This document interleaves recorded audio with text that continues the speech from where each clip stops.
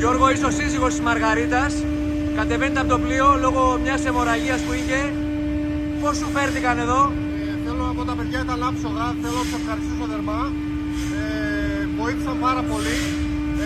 Έσπευσαν να βοηθήσουν. Τι να πω, είμαι καταυποχρεωμένος.